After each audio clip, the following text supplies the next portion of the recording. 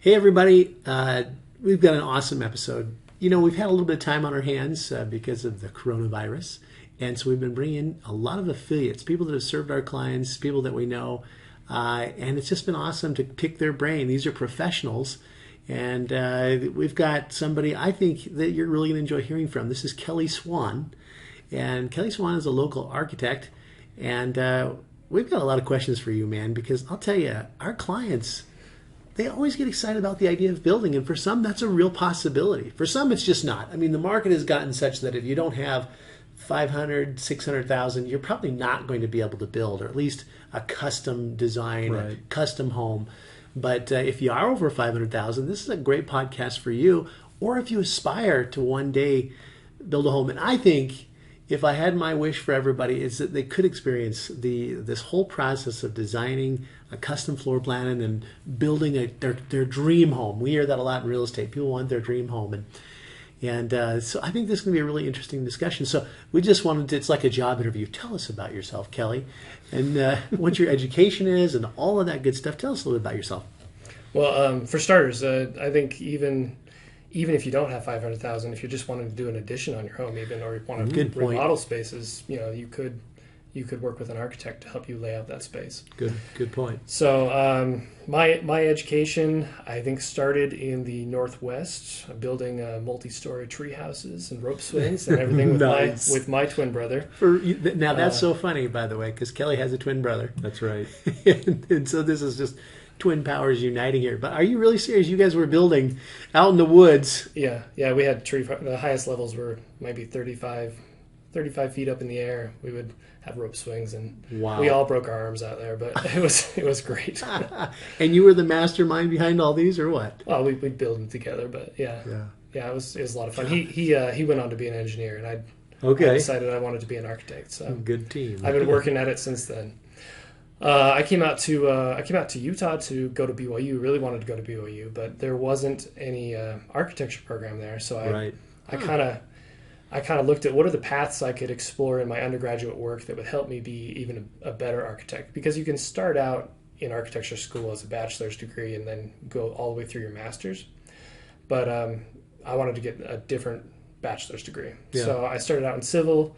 After a couple semesters of that, I decided to jump ship and went over to industrial design. And I did that for a year and a half. And it's a really competitive program. I got accepted into everything. And then I decided, this is just a little too heavy on the design side. I want to go learn some more of the basics, the construction stuff. So I ended up switching from there into the construction management program. Which is a great program at BYU. Yeah, it's a really, both the industrial design program and the construction management program are really good programs at BYU. So from there, I went over to the University of Utah. I'm from Washington. Didn't really know hardly anything about the rivalry because I'm not a sports guy. Yeah. But I found out really fast. I bet.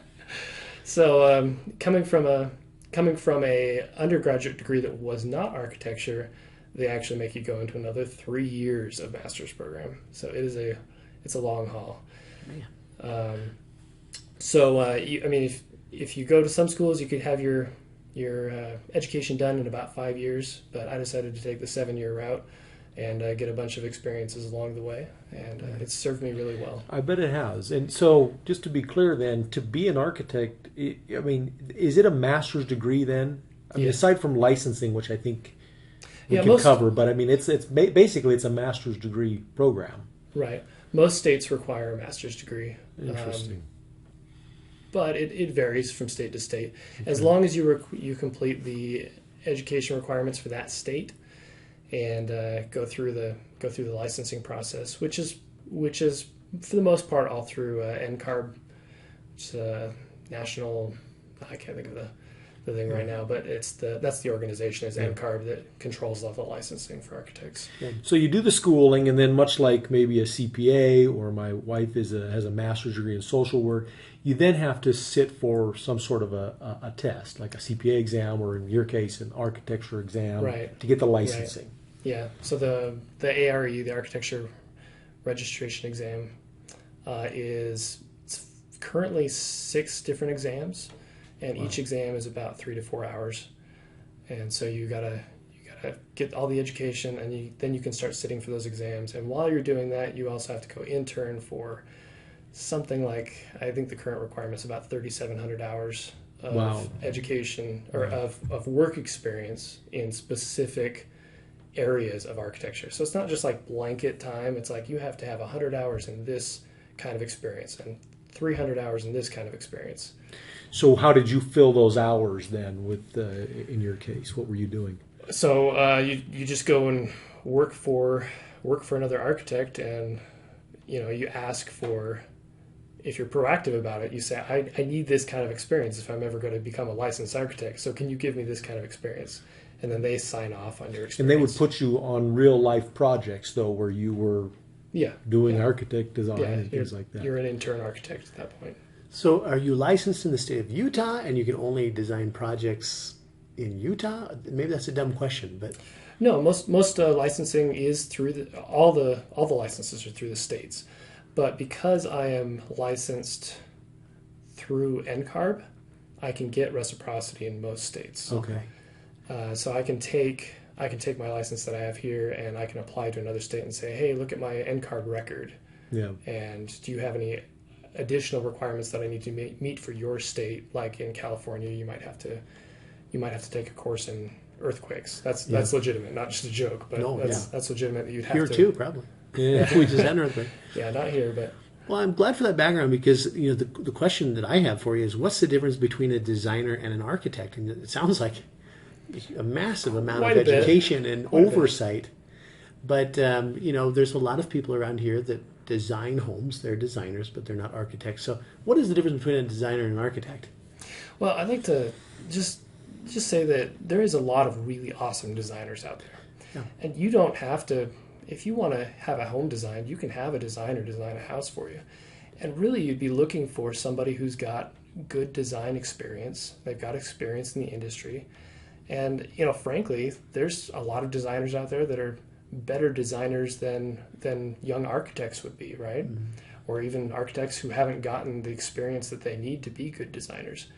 Now, the advantage of going with an architect is that you do have all that background. They had to make it through all those steps. So on top of that, you're looking for an architect that's a good designer and has all that solid background in construction knowledge. I mean, the number one complaint is that architects or whoever designs something that can't be built. Yeah. And it's like, sure, they designed something cool, but can it be built? Right. So the difference is the architect has the background, has a solid footing, and on top of that, they have a design experience. But you could find a really good designer that's got lots of experience in the industry. Mm-hmm. The other part of it is that designers can design things up to a fourplex, and then beyond that, a single-family home or a fourplex for a designer. Beyond that, you have to have an architect. So if you're doing anything commercial, if you're doing anything above a fourplex, multi-unit, multi-family, and in some other situations, you would need to have an architect. Okay, that's a good. But if you have a designer design your home, who's going to put their stamp of approval on those plans eventually? I mean, don't they have to go to an engineer? Mm-hmm.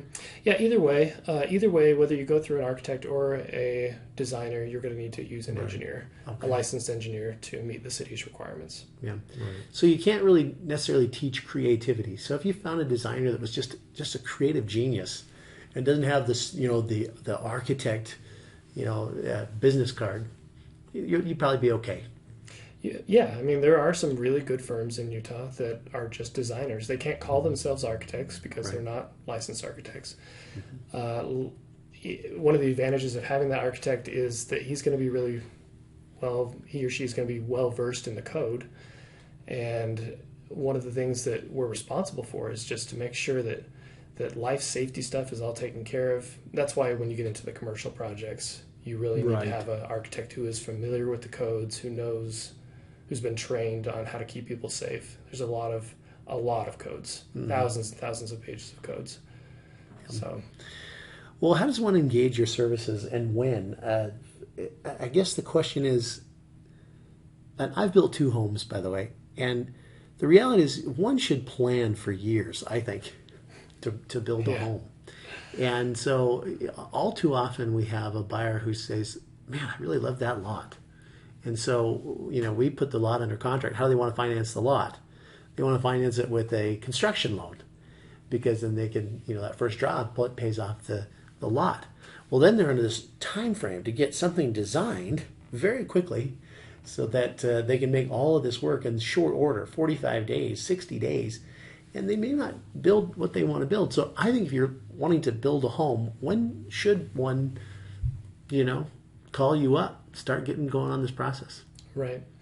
Well, for starters, I don't think you have to have a 100% complete plan in order to get your loans and things put together. As long as you have a close plan, so it doesn't have to be completely finished. You don't have to get through all the process in that time frame, especially when it comes to things like finishes and selections. Certainly. All that stuff can happen later.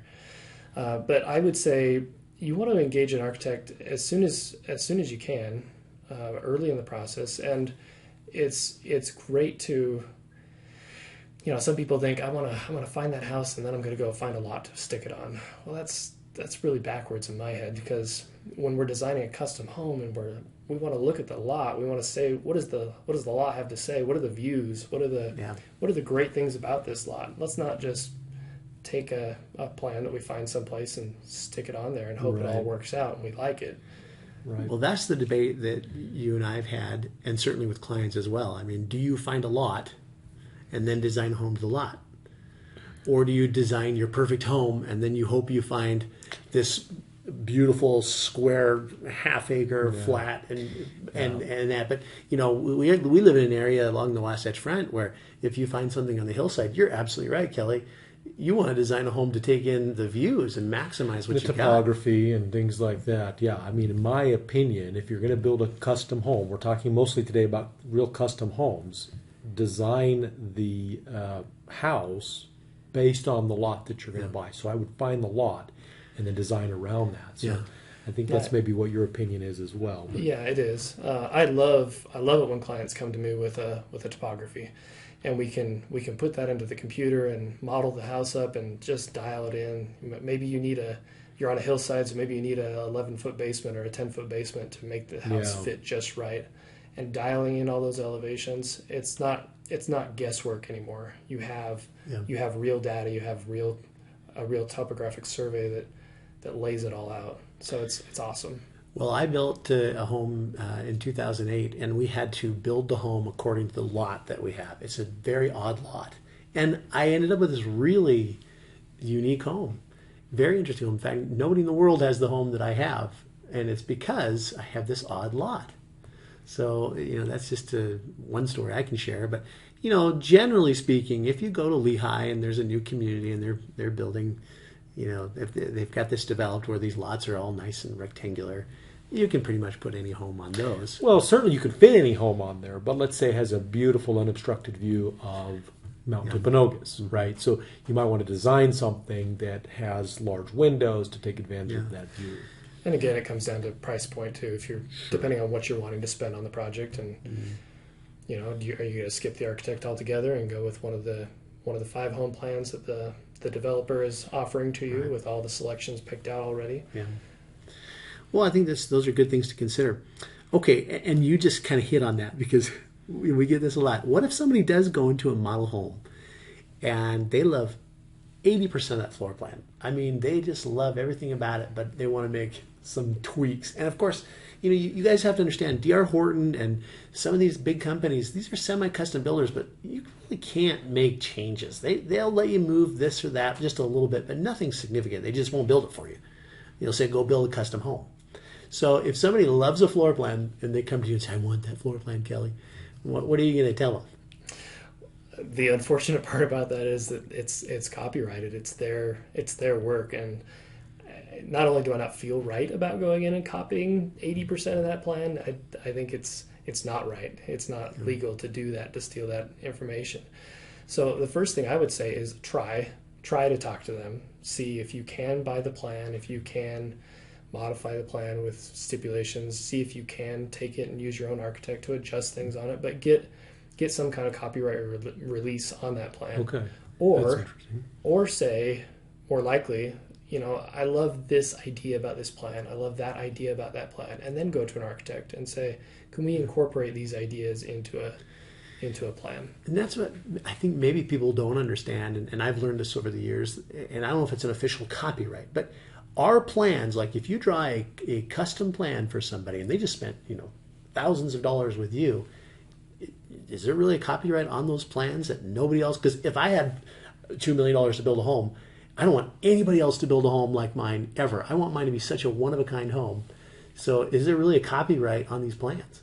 Well, let me ask you, if you write a book and I take that book and I make a copy of it, is that okay? No, it wouldn't be. So that's really what, right? Yeah, so that's really... There is actually a copyright on the plans. As soon as I draw that set of plans, I have a copyright on that set. So that means that you could sell that same floor plan to another person who's building that home. And it definitely depends on the contract between me and the client. We can negotiate on what that is, and some people definitely feel very strongly about owning that plan, and we can negotiate that in the contract. Most contracts, stock contracts between an architect and a client, the architect does continue to own the copyright on those plans. It's kind of like a photographer, right? They take your family pictures and they let you use your family picture. You get a license to. But if you were to post it on Facebook, don't you have to mention a credit about that photographer? I mean, it's kind of the same same thing. That situation, sure. But obviously there are lots of companies online that are selling sets of plans, and somebody could bring one of those to you, because when you buy that plan, you're buying the right to use it, right? Right. But can you modify that though as an architect? So if you go online and you buy a plan or buy a license to a plan, we'd have to look at it and see, what did you buy? Yeah. And is it even in a file format that I work with that I could easily modify this plan? Because there's a lot of different file formats out there, and some of the stuff you buy online is just line work, and modifying that line work takes a long time. Yeah. The tools I use let me model things in 3 dimensions. It's much more efficient, much more effective, and it might take less time for me to just draw you a plan than to try and modify all those little lines. Yeah. So that's the comment. Maybe it's tempting to buy a set of plans for $2,500 online, but then it's like, my wife is a custom dressmaker, right? Mm-hmm. And people will buy a dress off the rack, brides will, and they want her, to just do all kinds of different things with the sleeves, take them off and repin them here and build up this and do all this stuff. And she just thinks, I wish I would have just been able to start from scratch with you. It'd cost you the same amount of money. So I don't know if you're discouraging people from buying a set of plans online, but it sounds like for just a little bit more, you can have a lot more fun with it and do a lot more things with it. Yeah, I don't know that I'm necessarily discouraging. It's not my preference for sure. My preference would definitely be to start from scratch, get to know you, get to know your requirements, and then help you come up with an awesome solution for the project. Cool. Okay. So let me, and I don't mean to sort of be redundant on this, but when you go to a builder, they have thumbnails of the floor plan. Right. Mm-hmm. That's not a full set of plans, but you're saying if somebody brought you that and say, I like this, you still would have some hesitancy to sort of model off of that thumbprint, that flyer they got at some sales office. Yeah, we've got to be really careful. I don't want to steal somebody else's work, and I don't want to put the client in a position where we're going to set ourselves up to get sued for some reason. Yeah. But the copyrights, if you're talking about like a specific space and the layout of that space, once you get down to a certain scale, it's no longer copyrighted. Okay. If we're talking about a full house plan or a full level plan, I would shy away from trying to copy that. Yeah, but is it helpful if, and maybe it gets in the way a little bit, but let's say a couple come to you and they have a Pinterest board or something like that, and this is the way we'd like to have our kitchen look, and this is the way we'd like to have our master bathroom look. Is that helpful to you, or is that absolutely. Sort of okay? Yeah, so having that picture is 1,000 words kind of a thing is helpful for you. Yes, it's very helpful. And one of the first things I tell clients is, hey, go online and go visit houzz.com, HOUZZ.com, or go visit Pinterest. Or the Parade of Homes. They're taking pictures of the Parade of Homes. Take some pictures of things you love. Yeah. Okay. So how does an architect charge for drawing a set of plans? I mean, That's got to be hard for you because everything is different. To quote something before you really start putting some work on it. It's a very different process for a lot of people, right? Some people want to get in your business and just tell you every step of the way. Some, I would imagine, want to give you a little bit of leeway in your creativity. But at some point, are you just keeping track of your time and you charge them that way, or is it a price per square foot? How does an architect charge? Yeah, so it varies all across the board. As many ways as you can think of being charged, that's how they can, or they might set up the contract to charge you. How I do it typically is I want to meet you, I want to talk to you, I want to figure out what's in your head, I want to figure out what kind of services you need, because the range of services can be pretty broad, or it can be really narrow. If you just need me to do something quick for you and get out of the way so you can move on to the next step, that might cost less than having me come out to your site or come out to your home 5 times so we can talk about the kitchen. So there's a big range of services, and typically I like to do a fixed fee and then an hourly for additional services. So we kind of list out fixed fee for A, B, and C services, and then D, E, and F, if we do them, would be at an hourly rate. But you can charge, an architect can charge per square foot. They could charge fixed fee. They could charge as a % of construction cost, or they could do some kind of combination. I've heard arguments for let's do as a percentage of construction cost plus a fixed fee for X, Y, and Z. So it's just as creative as you want to get with it and what you're comfortable with. Yeah. Okay. Well, let's talk about this because we started to jump in that direction. How do you get the ideas out of your clients' heads and onto paper? I have, after showing real estate for 20 years, I mean, I could create some really great floor plans. I just don't have the technical ability. But I know there's a lot of creative people that want to build a home, and somehow, because you're not a mind reader, you've got to go through that process of getting that out on paper.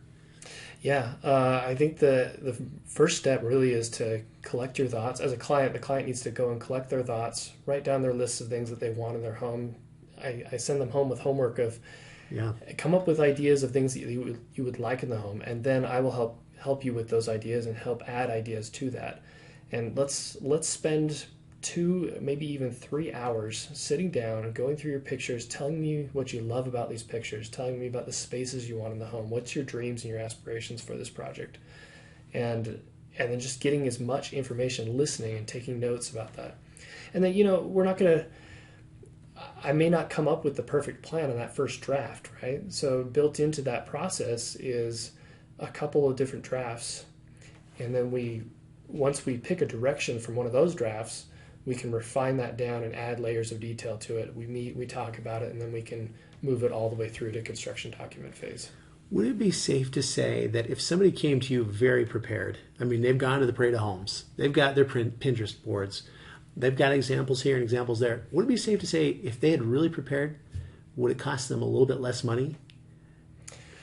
Again, it's going to vary, but because you can think of if somebody's extremely detail oriented and they have lots of requests and and it might cost them more. it might cost them more, right? Because we gotta work through. We gotta make sure it's absolutely perfect. If someone's going to come to me, I have a couple friends that I do projects for on a regular basis, developers, and when they come to me, they trust me. They say, "This is what I want in the home. I want it to look something like this. Go." Those guys get that's the best. A lot of responsibility on those you. guys get the best deals because they trust me to create a product for them, and it's going to take me less time to produce because of that trust. That's interesting. Have you ever had anybody come to you and just give you like 5 bullet points and then just kind of turn you loose? I mean, that's a lot of.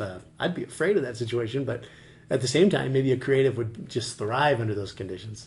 Yeah, even when I'm doing plans for builders, I still like to sit down with them and talk through the plan to figure out what it is they want. But just a funny story. I had a guy that I quoted over the phone. He told me kind of what he was looking for. He said he had it drawn up, what he wanted, and I gave him a quote over the phone, and he showed up at my office with 5 sticky notes. And I was like, oh, this is the plan.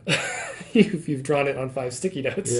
Yeah. This is what you meant by you had it all worked out. Yeah, drawn yeah. That's funny. So I decided never to quote anybody over the phone again. But, when we built this building, we did work with an architect, and we did and this isn't a fancy building. It's, but it's a nice building. Functional. It's nice. But we just said, look, these are these are sort of the guidelines within that we have to operate within. Mm-hmm. And he came up with a plan. I think he nailed it within the first couple of drafts. I mean, he brought it to us. I remember we made a few little suggestions, and he sort of nailed it. So, like you're saying with your developers you work with, they kind of give you some parameters, and you just go.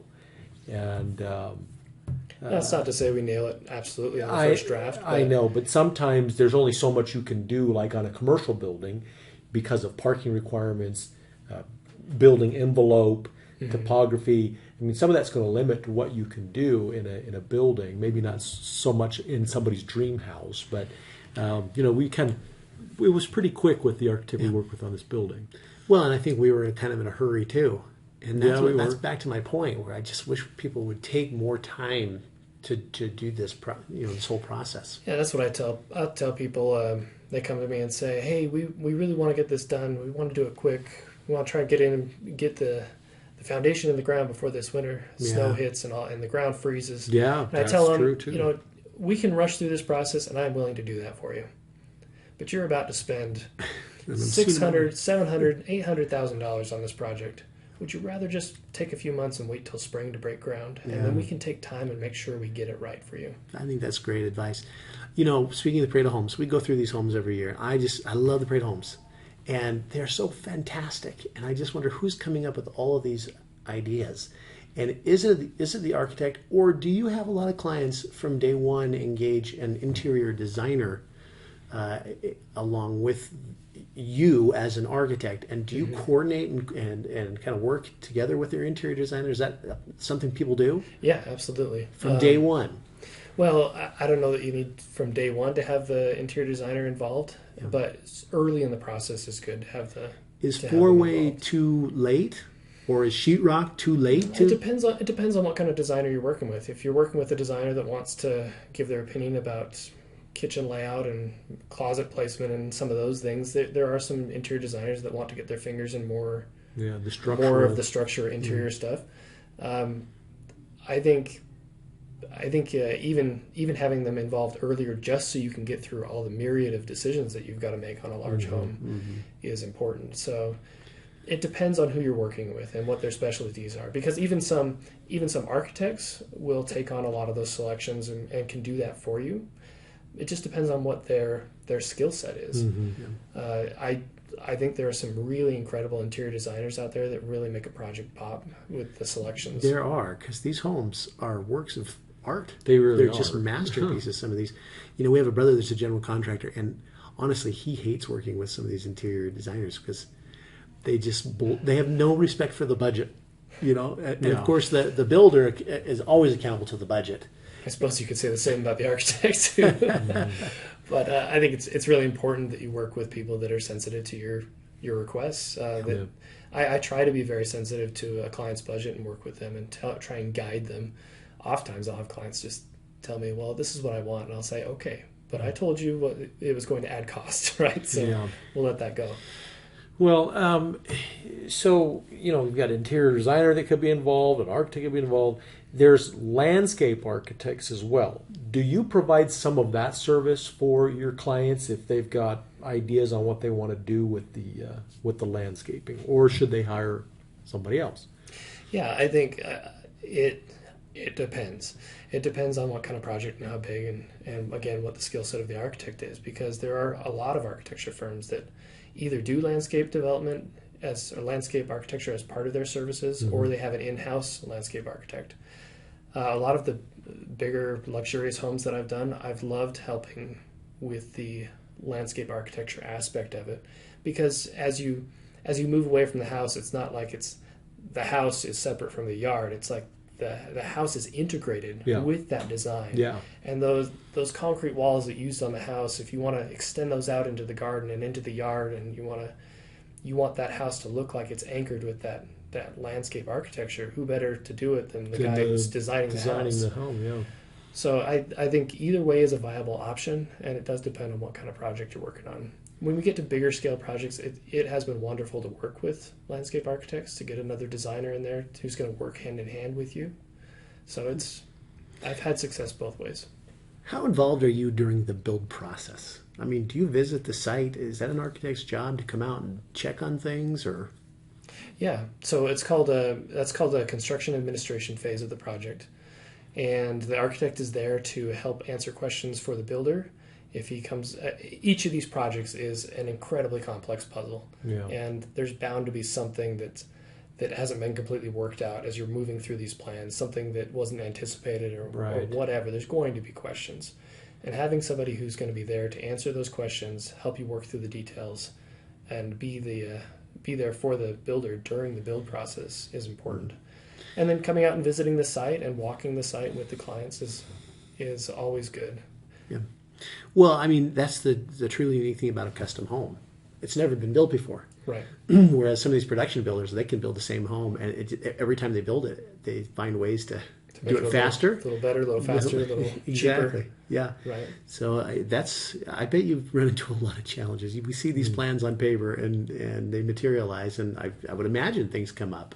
You got to solve. Well, nobody's ever built this project before, and that's the difference between a custom home and going into a D.R. Horton or Richmond Homes or Salisbury, Ivory, whatever. They've built that floor plan, hundreds of times, and so they've worked all that stuff out. Not to mention the client may have a couple of requests along the way, like, "Oh, I didn't realize X or Y." Okay, or we're Z. the worst at that, though. I'd like to change this. Well, you can do that. It's going to take some time and money to do it. But Well, I suppose that's worth talking about because when you see a home, materializing, it's being framed, you just come up with some other idea, or you didn't like the way that that actually looks now that you see it, and it does drive builders crazy, even custom builders, when you go in there and start making some changes. And I know some of those changes actually still probably need to go back to you as the architect to make sure that can really Could go be back done. to the architect, the engineer, the city. Yeah, it's really a letdown for me when I walk up to a project and they say, "Well, we decided to change this with the builder," and I say, "Well, I really wish you just talk to me, because I would have told you to do it this way, and it would have looked so much better." Oh Yeah. no! Just now it's done, and you don't want to pay for the change, and it's just not what it could have been. So coming back to somebody who's got that design idea or design mind, and who can help you make a good, educated choice about what you're doing is a good idea. Here's a good question for you. Do people always turn to you and say, "Kelly, how much is this going to cost?" Like, do they want you to throw a number at, okay, if we add a sunroom, how much do you think it cost, Kelly? Right. Or, do you get that all the time? Like, you're the one bidding out their plans? Yeah. I mean, people want to know. I can give people rough ballparks about what we're talking about. But if you were to say that same question to a builder who works with those prices every day, he'd say, "I have no idea." Yeah. Because It's I don't up know to the what I'm subs. building for you yet, Yeah. and I don't know anything about your project yet. So as we develop a plan, we can then, once we have a floor plan and some elevations, we can give that to a builder, and he'll get us somewhere in 20%, Right. plus or minus 10 or 15% of what the actual cost might be. And then once we're all the way through, then we can get a solid, hard bid on everything. Yeah. But it's such a difficult question to answer. What is this going to cost? And people do that all the time Oh, man. with a picture that they're pulled off the internet. What is this going to cost me to build? Right. People don't understand how difficult it is and how much time it actually takes to start getting some accurate numbers. I mean, that's putting it out to all the different subcontractors to bid and determining what materials and finishes you want. That's just such a hard question to answer, but it's hard going into a project not knowing what it's going to cost. It is difficult from both perspectives. And I think you say, when should you engage an architect? Well, another question is, when should you engage a builder? Yeah. And That is if a you've got a builder who's building the kind of home that you want in the area that you want to build, he's going to be the one that's going to be able to give you the best answer about how much it's going to cost. So if you have him involved from the very beginning, and the architect and the builder are working together and trying to hit that number, and they can talk to each other and work through that process, it's going to give you a much better idea. But it's not until you have a fully engineered set of plans that you can get within maybe 10, 15% of what that's going to be. In order to get an accurate bid, you need to have engineered plans. The engineer is going to be telling you what all the beams and all the foundations and the rebar and the hold downs and all the stuff that's got to go into those walls. Right. He's going to be the one telling you that. So you can't get an accurate bid without that. Yeah. So it is you don't want to go in, you don't want to build the house that's right at your limit of cost, right? You want to go in with some good advice. with some extra money. In fact, on that, do you ever have clients that are super budget conscious? I mean, a lot of people are. And do they say, can you design a home that's a little bit more budget friendly? Because when I think about architects, I think about soaring windows and crazy angles and just the footprint of the home, the way they build them these days is not a square or rectangle. It's like jogs here and jogs there. But if somebody said, Kelly, we're kind of on a budget here. We want it to look nice, but is there things that you can do as an architect to make it look good but still within budget? Yeah, so it obviously there's a point where you can't have that, right? It's like if your budget is X, you can't. It's not a reality that you can have Y. But if you do have a budget, then what we want to do is look at your budget, look at what we can build for you, and good architecture doesn't have to be really expensive. You know, you can still create something that has great proportions, that has great light, that has great features in it without breaking the bank. You just got to know you got to pick where you want to put your money. Yeah. And you can help the client, they'll make those decisions. Yeah, mean, if absolutely. we do it this way, I think it'll be less expensive. You could make those suggestions, and I think there's some real value in that. Yeah, I like that. Okay, what other questions we have here? We got a lot more. I would love to be able to build a home and not have budget as a constraint. And have you had an opportunity to work with some people that Blank check, maybe. It's kind of a blank check. Money is no object. I mean, at some point it is. But I mean, have you had an opportunity to really just put all your creativeness into a project and not have to worry so much about a budget? I'm not sure if Frank Lloyd Wright, he's a very famous American architect. Yeah. I'm not sure if he ever built a project on budget. Yeah. I think his projects were all at least double, if not triple the budget. This is more about the art than the budget. For him, it was absolutely about the art. As far as the architecture goes, when you have a client that really has a dream out there, I've had a handful of clients that have come to me with, $1 million plus budgets, and we ended up going over that budget by $1 million.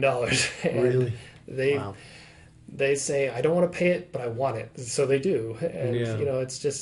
it's creating something incredible. And it's not every day I get to work with a client like that, but it is very fun. Yeah. I mean, a client whose dream matches their finances, their pocketbook, right? They're willing to pay for it. And those are hard. That's hard to do. It would be an interesting discussion, when we see somebody building maybe a $20 million home, and then they're getting to the end and they're thinking, I just don't have any more money, or should I do this, or I'm over budget. I mean, I wonder if people that have that kind of money have those kinds of same discussions as people that are building like an $800,000 home, where they just think, I'm out of money, I can't do any more, and you're thinking, it's only another $300,000. Yeah.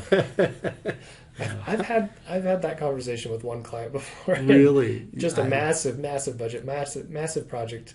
And they're like, we're gonna skimp on this item. Okay. Yeah. All right. I mean, if you're done spending money, I understand. we're gonna cut back from this point on. You're just not. By the time they get to countertops, it's Formica instead of the $100,000 worth of marble they were going to put. Some other areas we could have cut money and done something a little nicer here, but yeah.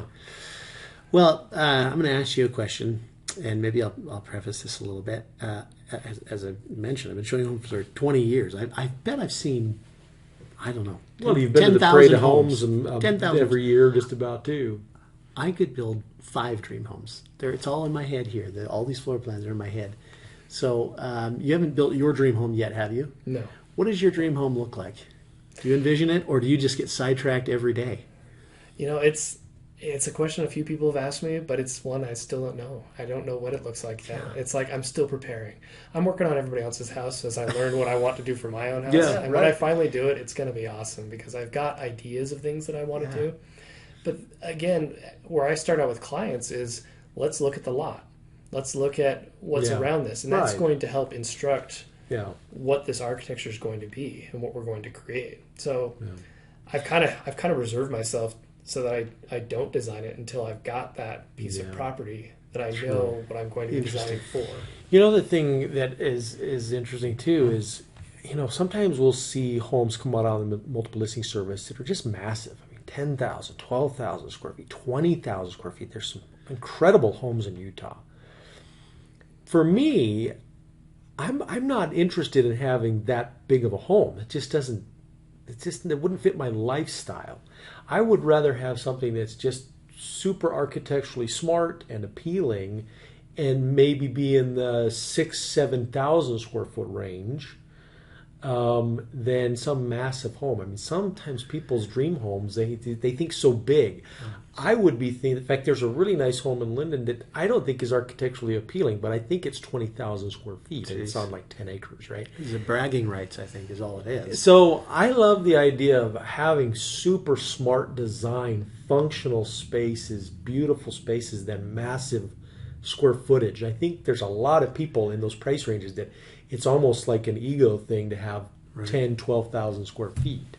It's also really tough, and you guys know this better than most, that when you're designing a house and you're thinking, am I overbuilding the luxury that I'm putting into this home, but the footprint is too small, and is it going to resell, and am I going to get any money out of this place? And so there's all these questions. For me, every time I think about a big home or think about doing a smaller home, because personally I would like a smaller home that's just really well designed. Yeah. And when I think about that, I think, am I going to get the money out of this? Right. Because you guys know the formulas. I don't know these appraisal formulas that they're going to use on those. But it is, I think my generation definitely wants to have those smaller homes that are better designed than having big homes that just have space that you got to fill with random furniture configurations to make it feel like it's full of something. Let me make an observation. You tell me what you think. I've built 2 homes, and we built a cabin. Built a cabin too. And even when I do this, I do the same thing when I walk around this office building. There's sort of a misconception that if you do build a custom home, you get everything you want. In fact, sometimes people turn to building because we can't find them an existing home that really, matches everything they want. And I'll tell you, having built several projects, I still haven't gotten everything I want in these custom homes. In fact, it's kind of frustrating to walk through my home because I had the chance to have done this the way I really, really wanted it, but I didn't. And so almost, this sounds really bad, but when I walk through my home, I nitpick it so much. Yeah. There's almost a negative energy coming from my custom home because I had the opportunity to do it the right way. So there's that comment. And then the comment is that, you don't get everything you want because your family is always changing and evolving. When we built our last home, we had 1 child. Now we have 4 children.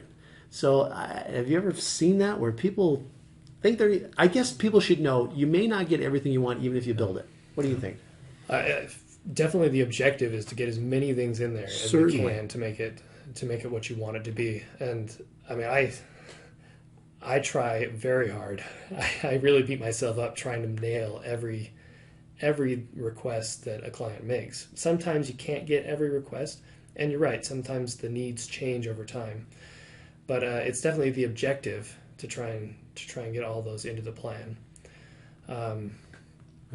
I feel some frustration with our cabin. It's this beautiful home, and every time people come see it, they just love it. It's just beautiful. But I see all the things that and some of it comes down to the dimensions. I mean, if you're looking at floor plans, and I've looked at a lot of floor plans because I used to work for a home builder, and so I can look at floor plans, and not have my, get dizzy.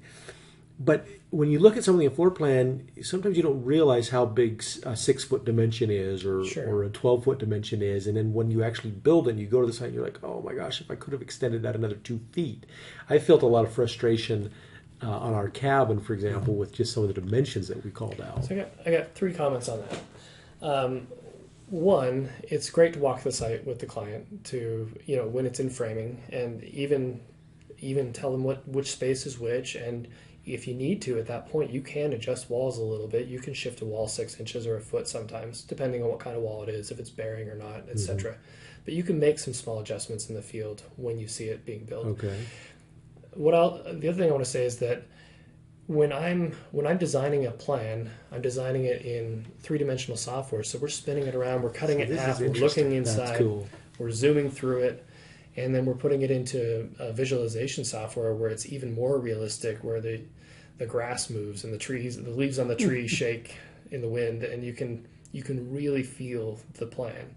And when we build a plan, when I walk through it after it's been built, it's like I've already been here. My head has been inside this. I've seen so much of this plan from the three-dimensional experience of walking through these, that I feel like I've already been in this house, and nothing's new. Yeah. It's being built exactly the way it was designed. Is there technology out there where somebody could put a virtual reality headset on and walk through it? I've done it with clients for the people that want to put a little bit of extra money into the effort it takes to get the virtual reality up and running. Yeah. We can do that. We can put a virtual reality headset on them, let them walk around, I bet spin around. Yeah, as time goes on, that's going to become more and more affordable and more of an option for your clients. But wow, that would be incredible. It's not particularly expensive. Yeah. It's the time to prepare the scenes. Yeah. Because when you have a set view in a plan, you only have to worry about so many details. But when somebody can spin their head 360 and look at the ceiling and look at the walls and look everywhere in every nook and cranny, you've got to model it. You got to make sure that it's there, and throwing some props into the scene and some colors and whatnot in this scene, so that it looks presentable. Yeah. Well, that's exciting. That's really exciting. But I get the sense that people may not have nailed it, and the reason why I think that a lot is because we see a lot of big custom homes. That's true. Where somebody built it 5 years ago and now it's for sale. And I think, well, wasn't that your dream home? Weren't you going to be there till the very end? And it might be a financial thing, like they just can't afford it. Or they might feel like, we built, like you're saying, too big. This is just too big for us. I've actually heard that a lot. Or maybe they feel like they just didn't quite get it. Yeah. Maybe they rushed the process, like we've been talking about. I don't know why these big, beautiful homes come up for sale 5 years after they were built. Or sooner than that. Yeah. Oh, that's interesting. Probably we're all changing all the time, right? Yeah. Probably financial reasons. I might tend to believe that.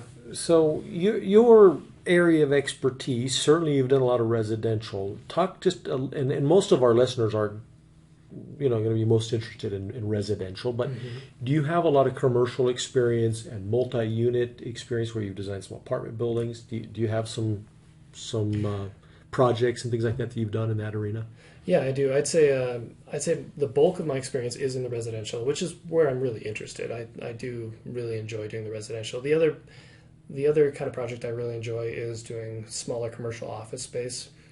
Doing big commercial and some of these bigger structures with less personality or less friendly budgets for what you need to build. They're more based on getting the square footage and getting the rentable, leasable space done. Yeah. They're not as exciting, not nearly as fun to work on. Yeah. But there's a lot that can be taken from the residential design into commercial office space, especially smaller office spaces, and just designing a really cool smaller office. Yeah. That's where that's where a lot of my experience also lies. And then I have done some multifamily, but not a ton. Mm-hmm. And you've certainly done a lot of additions on people's homes. That's kind of back where we started. I have done several additions on homes. Yeah. I had a chance to visit your website. It's pretty awesome. And people can go there and see basically a portfolio of the things. I mean, you're trying to document some of the things that you've done, aren't you, on that? Right. Yeah. I mean, I've worked for other people up until a couple of years ago, so I'm building that portfolio of projects up on my website. What are some of the projects that you're just most proud of, or that you found most exciting? It's an interesting question, because some of the most exciting ones are the big budgets where people just let you do what you want to do, and you can just tell them and show them, and you're going to love this. You're going to enjoy this. Yeah. Those are a lot of fun. You get the right client, and they trust you to take their money and do something incredible with it. It's a lot of fun. I was going to say, I mean, you probably can't go say, that house on so-and-so, I built that, because maybe there's some anonymity there, but although you've got a good portfolio, I'm sure you've sent people by addresses of places that you've helped with. Yeah, I do. Yeah. Well, is there a project that might be too small? And I hate to put you on the spot there, but I get it. I mean, is there a detached garage too small, right?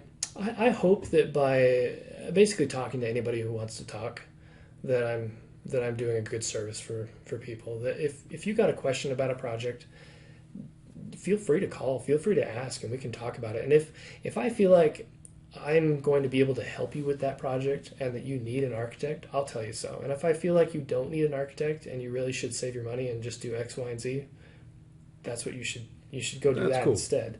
But I'm willing to either talk to you on the phone or sit down with you for a little bit and just discuss what the project is.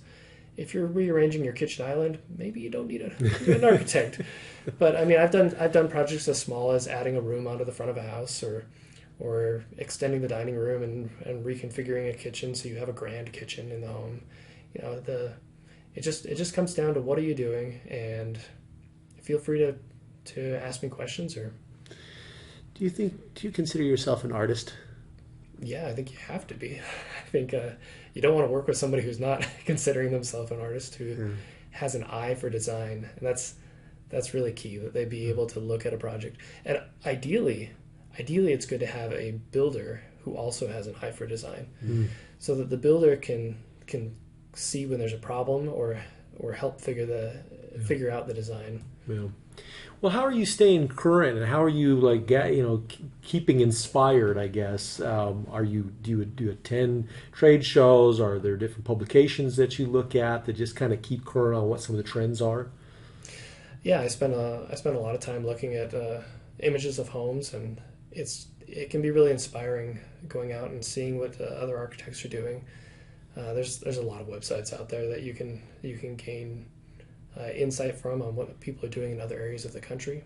Yeah, and just going out there and learning what you can. On top of that, on a yearly basis, architects are required to get continuing education. Okay. So we go out there and we get hours of continuing education, learning new things about building systems and how things go together, how things function, new products that might be available, researching that for you so you can know you're getting the best product. And that's a big thing, because there's a lot of building technologies that are being developed, especially with like a lot of commercial stuff, different block technology and different ways to make the facade of a building look pretty. And so you'd want to work with somebody that's really on the forefront of what's coming out.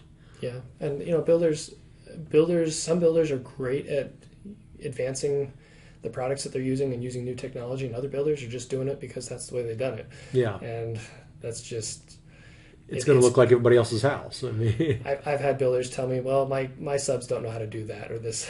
And I'll say, "Well, this is an opportunity for you to learn something new, because this is going to look really awesome." Yeah, and trying to get them to do something a new way or use a new product. Well, I think that's awesome. I live in a neighborhood. It's an established East Orem neighborhood. And what I love about my neighborhood is that every one of the homes are different.